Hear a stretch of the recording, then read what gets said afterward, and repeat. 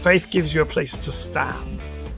And I would just say, try looking here and seeing how the world looks. And if it doesn't actually mesh with some of your own instincts, needs, insights, and put ground on your feet, particularly at those points where atheism struggles. Unapologetic from Premier Unbelievable. Michael, thank you so much for joining us again today. We're going to be focusing on this brilliant book, Image Bearers, which you have co-written with Rachel Atkinson. Now, this book was inspired by and dedicated to pastoral counsellor Ruth Miller, who died in 2013. So before we sort of dive into some of the stuff that you explore in the book, would you mind just sharing a little bit about who Ruth Miller was?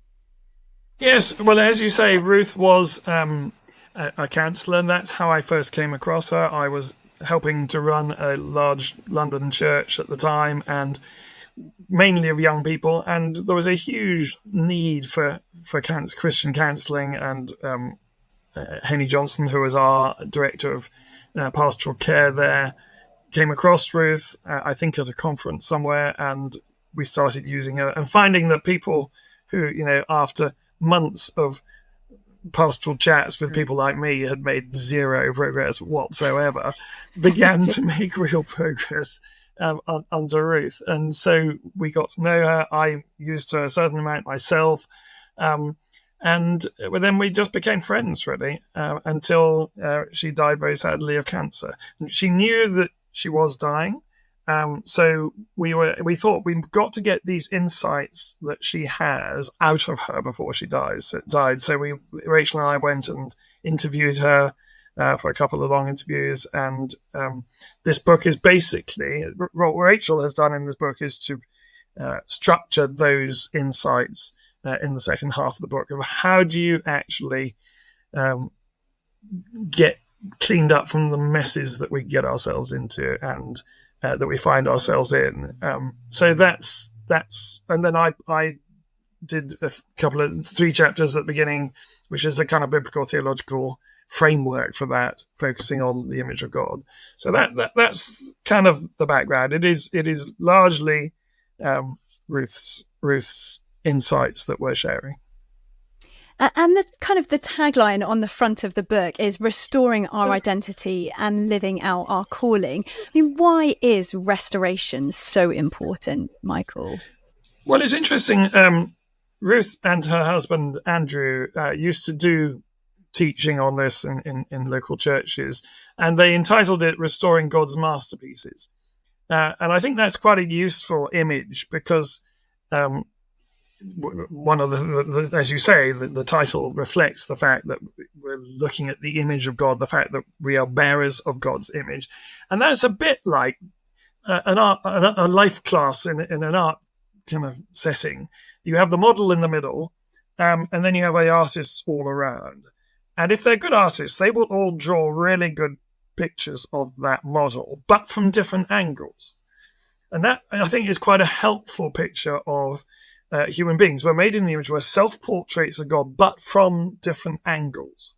And that's why I need to listen to you and your perspective, because you will give me a different angle on who God is than I will have. So I limit my limitations and I expand my understanding, my perspectives by listening to, engaging with, learning from people who are made in the image of God, but from a different angle and therefore carrying a different perspective.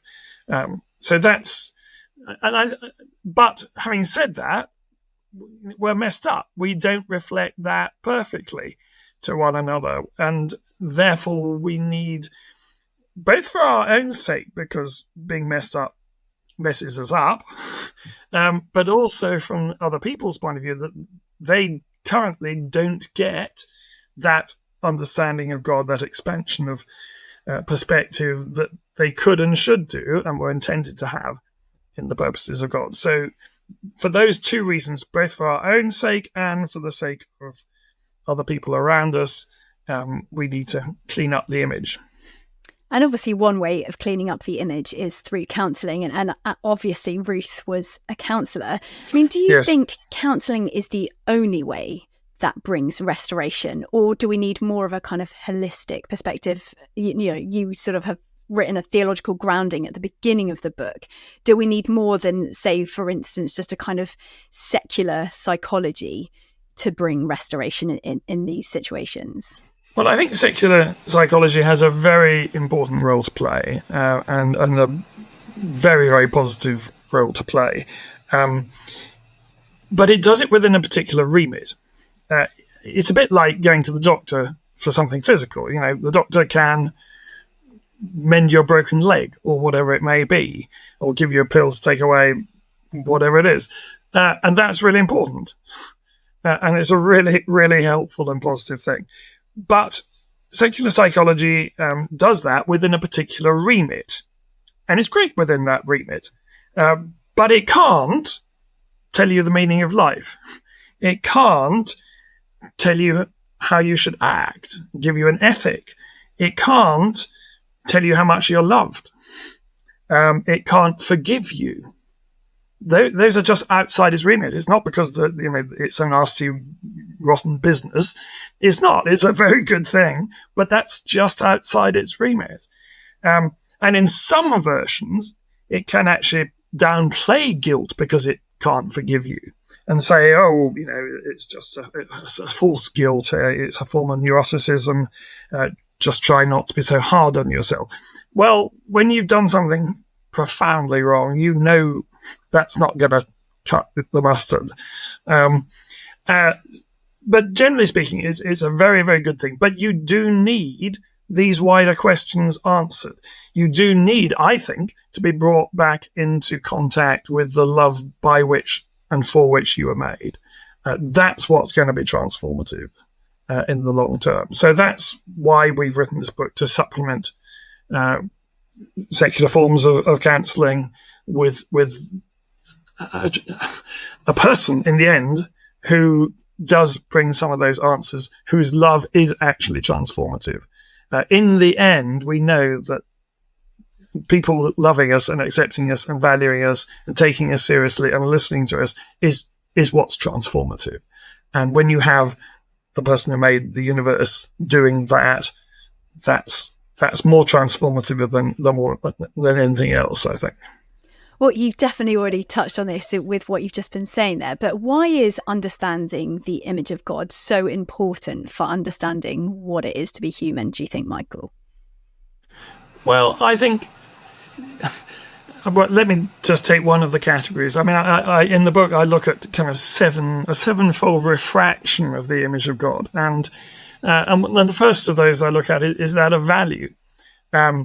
Genesis, there are not many references actually to the image of God in the Bible. It's a key concept, but they're fairly few and far between. But one of them is Genesis 9, where we're told not to murder, not to take the life of another human being, because that person is made in the image of God. So the image of God is about value.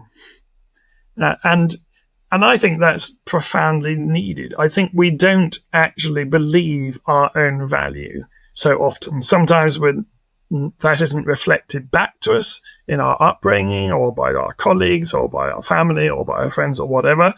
But even where it is, we struggle to believe it. So to have that as one of the foundational beliefs of a whole religious tradition, or two whole religious traditions, Judaism and Christianity, seems to me, again, to put ground under our feet when we are trying both to value ourselves and to realize and to remember that we need to value other people and treat them with that dignity and that respect that they warrant because of their innate and intrinsic and, in my view, infinite value.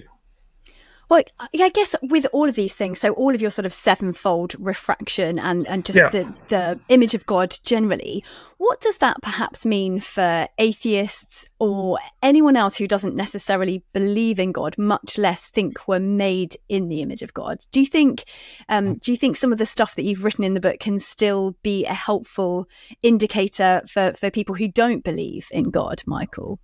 Well, when I'm being even-handed, which is not very often, but when when I am, I think I would say that the Achilles heel of religious belief, or theistic belief, is the problem of evil. The world does not look like it was made by a good and loving and omnipotent God. It sometimes really doesn't. That's its Achilles heel. Now, I've given my intellectual life to looking at that, and I think there are things to be said about that. But that is our weak point. If you look at atheism, I think the weak point is much better on that. The world looks like the kind of random place that atheism would say it is in many ways. But where its weak point is trying to find grounds for the value that we know each other to have. And I'm not saying that's impossible, but it's a struggle. And so I would say to an atheist reader, have a look at this and see how it looks from this perspective. One of the things Rowan Williams is always saying is that faith gives you a place to stand. And I would just say, try looking here and seeing how the world looks. And if it doesn't actually mesh with some of your own instincts, needs, insights, and put ground on your feet, particularly at those points where atheism struggles. Well, we're going to be dedicating at least one podcast to the problem of evil and looking at that a little bit more, which I'm excited is probably not the right word, but I am very pleased that we're going to be doing that. You're dreading it. Oh, yeah. But you do dedicate a whole chapter of this book to the topic of brokenness. Would you say just a little bit about how we're broken, and I guess how understanding our brokenness can help to bring us healing? Because that's the crucial element there, isn't it? Yeah, and I think the first thing to say is that in a Christian and Judeo-Christian understanding, human beings are good things that have gone wrong. They're not bad things. And that's really important to say, because some forms of religion have almost suggested that we are miserable, worthless worms, and, why God would ever bother with us is a bit difficult to fathom. No, we are good. We are made in the image of God. That gives us value. God values us. He made us for a relationship with himself. We are ontologically in the realm of being good, but messed up. And that actually gives hope that we can be put right. If it weren't for that first bit, the loved bit, the valued bit, the created bit, where is the guarantee that we can ever be put right? Whereas what this is giving is we know from the doctrine of the image of God, we know as Christians from the cross that God is not going to give up on us, that he is committed, actually internally and eternally committed to putting us right and polishing up the image. So that's where I'd start, I think. And like I said, we're going to be talking a greater deal about the fall, because that's quite a large part of your doctoral research. But how does the fall and the sort of Christian understanding of the fall impact our image? I guess it's both of God and of ourselves, and also of other people. The doctrine of the fall, paradoxically, because it sounds depressing, you're fallen, you're miserable, is actually a way of talking about the goodness both of God and of creation. It's a way of saying it again, that it's a good thing that's gone wrong. It's not a bad thing, and therefore that God is good because he didn't make the world to be a place of torture, conflict, violence, hatred, and the rest of it. He made it to be harmonious. He made it to be in harmony with himself and therefore with every other bit of itself. And it's gone away from that, but that it is not of his doing. So it maintains the goodness of God, but it also maintains the goodness of us, the created order, and God's purposes for creation.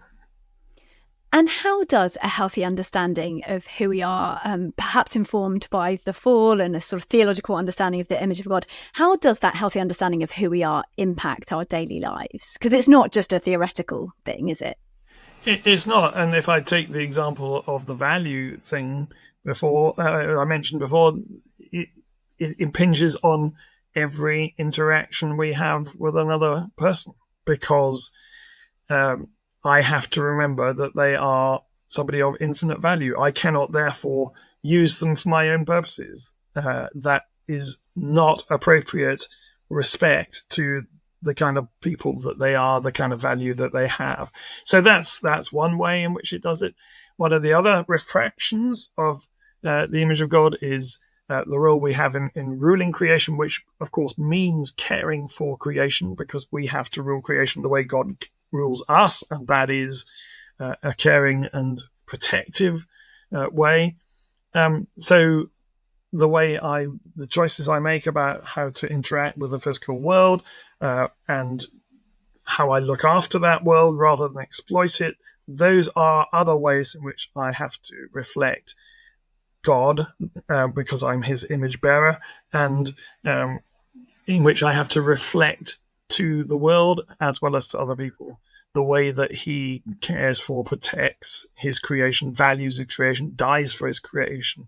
I need to have a similarly self-sacrificial attitude to the world that I am called to rule in that sense.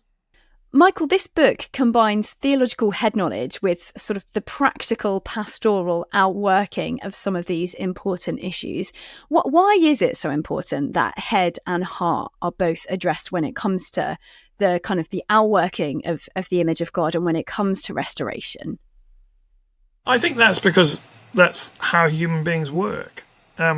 We have heads and hearts, and if either is not used, there's a huge impoverishment of our being, as well as other people's experience of us. So, I mean, I remember when I was at theological college, I remember somebody saying that they saw me as a kind of head on legs. And I think part of the depression I was talking about in an earlier episode of this was the depression was actually my emotional side wanting attention, wanting to get through. And one of the things I've tried to do as a result of this is, the result of that depression and stop it coming back, was to get to feed my emotional side more, listening to music and that sort of thing. So I think it's just a matter of who we are, really. And one of the ways that you sort of focus on restoration in this book is to hone in on three particular areas: Jesus, the cross, and the church, or if you kind of want to use theological language, the Christological, soteriological, and ecclesiological. Not that I can ever say that word. No. Why did you hone in on those three areas of restoration in particular, Michael? Well, I mean, the other obvious one that one could have looked at is, to use another long word, the eschatological, the kind of putting right of all things. But to be honest, Scripture is fairly sketchy about that. What it will look like. We have the pictures that we have, the little glimpses of the risen Jesus in his resurrection body. But not much beyond that, to be honest. There's a vision of creation in harmony with itself, the wolf lying down with the lamb and all of that, but there's very little detail. So that and the word limit that the publishers gave us made me focus on the ones that I did. And also, I think they're the most useful. The one about how it's meant to happen in the church should shape how we as Christian communities live and try and get us to live as healthier communities. So I think I felt that those were the most relevant ones. And when we look at the cross of Jesus, you had something in the book. There was a line where you said, the cross is where we see God show his working. What did you mean by that phrase? I thought it was a really clever, you sort of were talking about maths and when you have to show your working. We're talking about those depressing moments of our youth where we were under the mathematical cosh. Yes. I think it's one of the things that we don't otherwise easily know, as I said earlier, is our own value. What you see at the cross is the extent of that value in the estimation of God himself.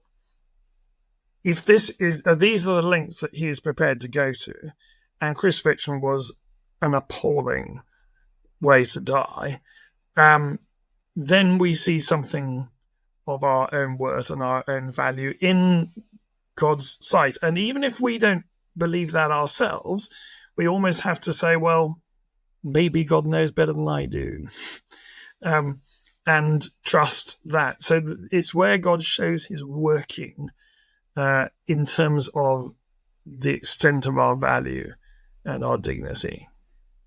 And obviously one of the things you mentioned there is the ecclesiological, the church aspect. Yeah. So why is community important in all of this? And does that necessarily point to a church community? Community is important because we are social animals. And we can't reflect our own value to ourselves very easily. We need to see it reflected in the eyes and the acts of others. And therefore you want to do it all over the shop, of course. You want that to happen all across the human community generally. But there's a particular role for seeing that happening amongst those who are actually trying to reflect the same understanding of the infinite value of each individual person that's been inspired by the cross.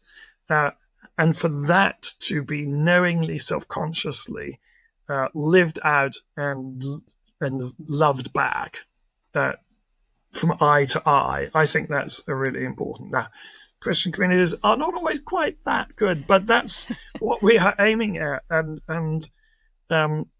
I kind of think if you don't aim at it, you'll certainly miss it. If you do aim at it, you'll get bits of it.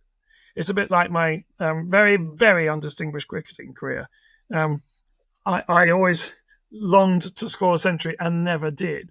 But if I thought, if my aim had been to score 2, I might have achieved it, but it wouldn't have pushed me the way that scoring a century did. And I think it's the same with the Christian community. The Christian community is trying to do something really, really hard, and it doesn't do it. But hopefully and normally, it means that they make a better job of it than if they weren't trying at all. Michael, there's a great line that we'll just finish on, if you don't mind. I'd love to just hear a little bit more about what you mean when you say this. You say it is sin that homogenizes, holiness particularizes. The cross, therefore, frees every person and every particle to be the unique being it was created to be. Yes. I think that was the first bit of that was probably a quote from Roy Clements, who also said that when God freezes water, every snowflake is different. When we freeze water, we make ice cubes. We make everything the same. And I do think that's another of the refractions that I talk about of the image of God, that it is about our uniqueness, that we are each of us images of God, but from a different angle. And therefore, that differentness is to be celebrated, is to be enjoyed, is to be encouraged, is to be allowed, is to be permitted, is to be kind of resourced, because that is how God has made us. Now, that's assuming that the differences are not sinful ones or whatever, but where they are just how we are made, we need to let one another be different. I need to let people be different from how I am, how I see things, what I'm interested in, what I value, and be interested in the things they're interested in, and dress the way they want to dress. I would long for the Christian community to be a place that celebrates very, very different ways of being within the bounds of what is lawful and godly and wise. Unapologetic from Premier Unbelievable. For more shows, resources, and our newsletter, visit premierunbelievable.com.